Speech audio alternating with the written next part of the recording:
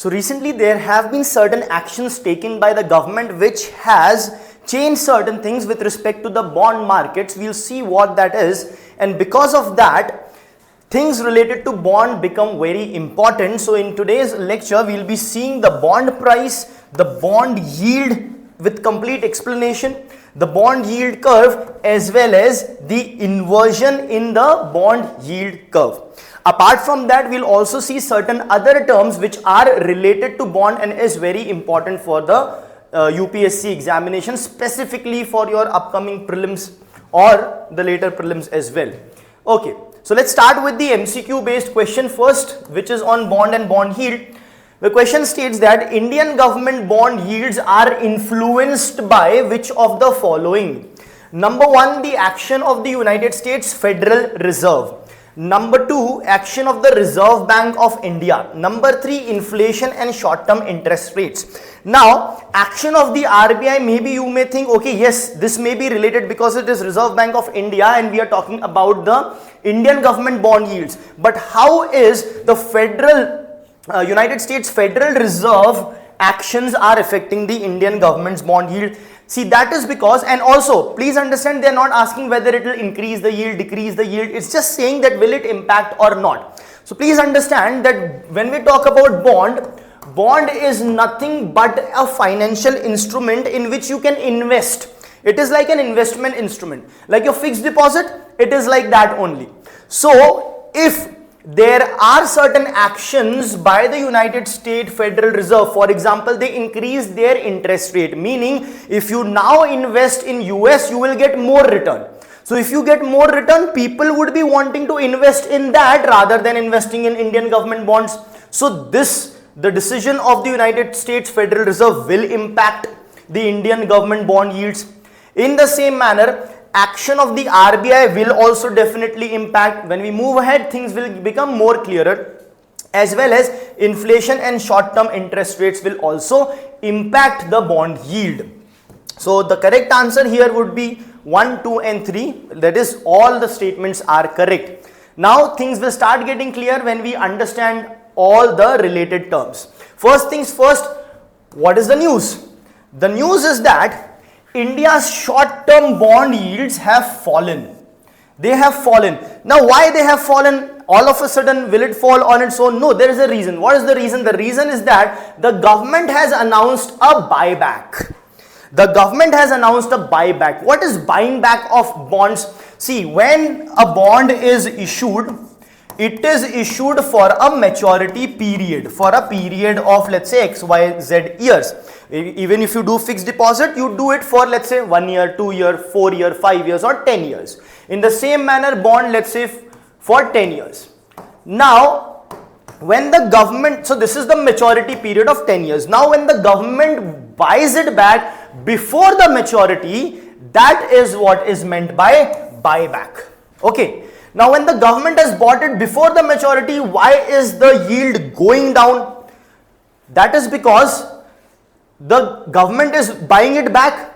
So others would also want to buy the bonds which are already there in the market, but the government themselves is buying it back. That means more number of people are buying back. If the government does not buy back, others will keep buying, keep exchanging in the secondary market. But now the government is also there to buy back. That means more money is there to buy the same number of bonds which are available in the market.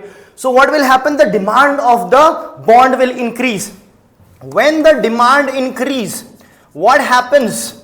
The price increases. Now when the price increases, guys, what happens is the yield of the bond decreases. Meaning what? The price of the bond is inversely proportional to the yield of the bond. So since government is buying back, it is increasing the demand, which is increasing the price, and since price is inversely proportional, the yield goes down. We will clear this relationship also going forward. For now, understand, price is inversely proportional to the yield. And since government wants it, demand increases, which increases the price, and as price is inversely proportional to the yield goes down. Now, these things, these relation will also be clear as we move ahead. Let's now look at what are bonds. So as I said, it is an instrument of investment. So it's a fixed income instrument. Why fixed income? Because the rate of interest that you get on a bond is fixed. Okay, we'll see what is the name for that as well.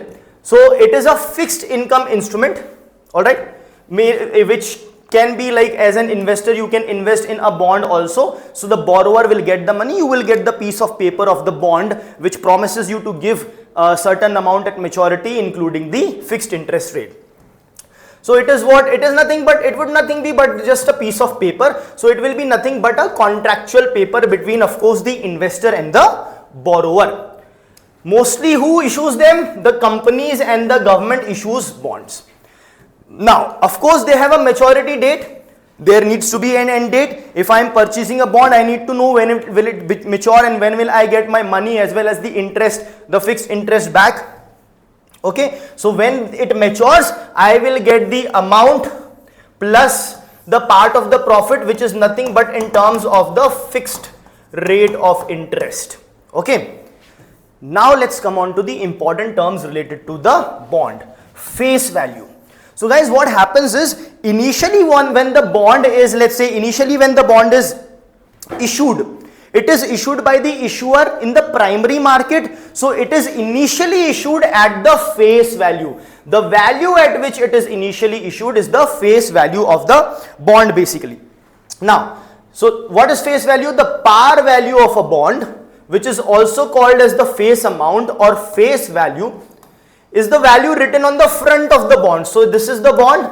At the front, the value would be written, which would be your face value. Further, it is the amount to be paid to a bondholder at the end of the maturity date. Of course, at what face value you will buy, you will get that face value back, plus you will get some fixed rate of return, which will be your profit. Okay. So that's very clear. So the and also please understand, it is the face value when it is being issued by the issuer in the primary market, because once it is issued by the issuer in the primary market, what will then happen? It can be dealt with in the secondary market also, and then the price may not necessarily be the face value, because in the secondary market the price of the bond can go up, the price of the bond can go down, the price of the bond can remain same also. So in the secondary market, it can float, the rate can float at the face value, above the face value or below the face value, not necessarily at the face value. Further, the coupon rate. So I have been saying that you get a fixed rate of return, fixed interest rate of return. So that fixed interest rate of return is your coupon rate, right? So let's say you have bought a bond of rupees 100, fixed rate of return is of 5%.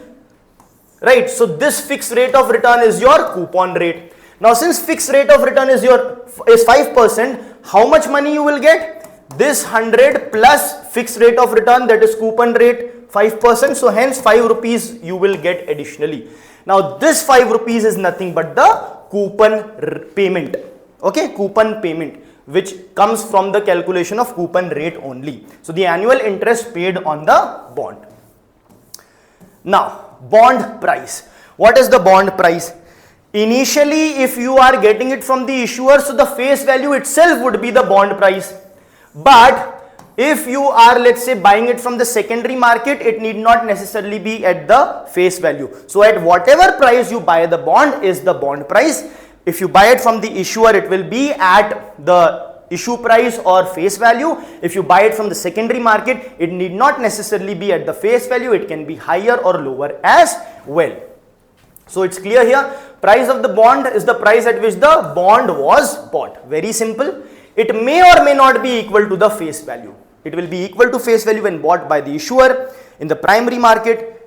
It can also be equal in the secondary market when it has not changed. But in secondary market, generally, of course, the value changes. So it will not then be equal to the face value. It will be either higher, at a higher rate. So if it is at a higher rate, you say that you have bought the bond at premium. If it is at a lower rate, you can say you have bought the bond at discount. I hope this is clear. Now, bond yield. So what is bond yield?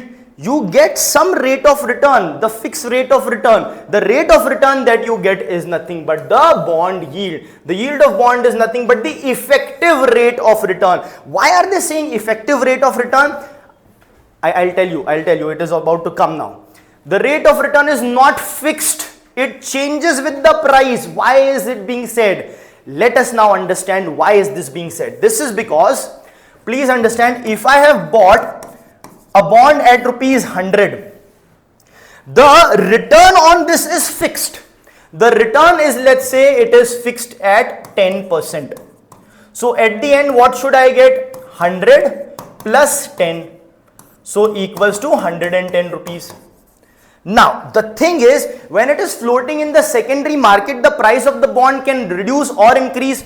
So 110 is what has to come back. But if in the bond market, the price of the bond has become 90, after maturity, you would still get 110. If the price of the bond has increased to 105,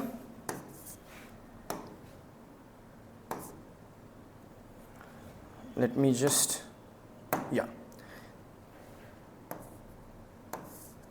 to 105, then you would still get,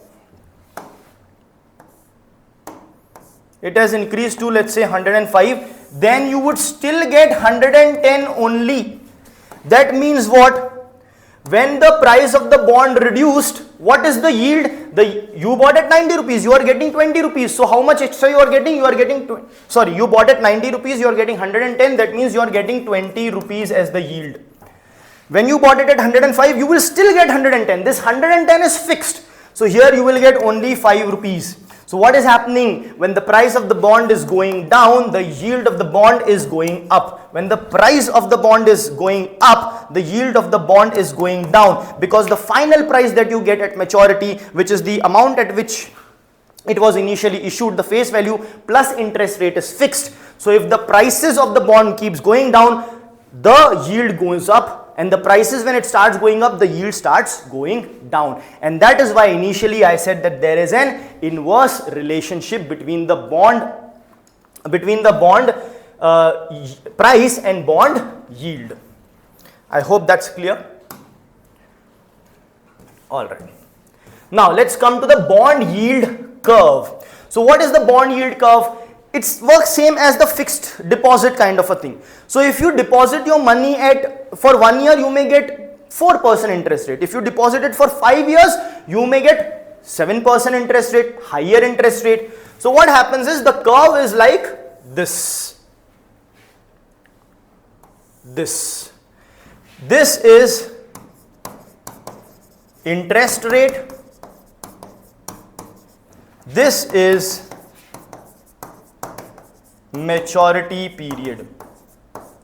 So with bond, what happens is, as the maturity period keeps on increasing, the bond yield, the interest rate you get on that particular bond, keeps on increasing up to a certain limit. So this is your bond yield. So basically, if you have to define, the yield curve is nothing but graphical representation of the interest rates on debt for a range of maturity. So it is showing the different rate of interest you will get for different periods of maturity. Now this can get inverse. I think relationship between bond and its yield is clear. The bond prices move in opposite direction. Higher the bond price, it gives you lower the yield. This is already clear. Now this bond yield can get inverse, which is known as inversion in yield curve. What is inversion in yield curve? Here what happens is, the curve initially was this. When the curve instead becomes this, what is happening? This is, let me explain in this bigger graph, or let me draw here. So we understood that this is interest rate, this is maturity period. So generally what happens is, with increase in maturity period, the bond yield keeps on increasing. But it can so happen at times that with increase in maturity period, the bond yield keeps going down. maturity period increasing, interest rate, not bond yield, the interest rate keeps going down. So this is nothing but the inversion in the bond yield. Now why will this happen? The interest rate, this will keep going down. Why will it keep going down? It can so happen initially, when you keep it for a longer duration, you get more interest rate. Now if people are more interested in the short term ones, right, or in the long term ones, this is interest rate basically denoting the yield. The yield is basically going down. So what happens when people are interested in long term bonds? So what will happen? The prices of the long term bonds will keep going up. And as we know, when the prices of the long term bond keeps going up, the yield will keep going down. So for the longer maturity period, the yield will be lesser because more people want longer term bonds, which increases the price, and hence it reduces the yield because price and yield are inversely proportional. So this is a very important concept, the relation between price and yield. Very important for your exam as well. Bond price is inversely proportional to bond yield, and hence the inversion. All right. I hope this bond yield inversion is absolutely clear.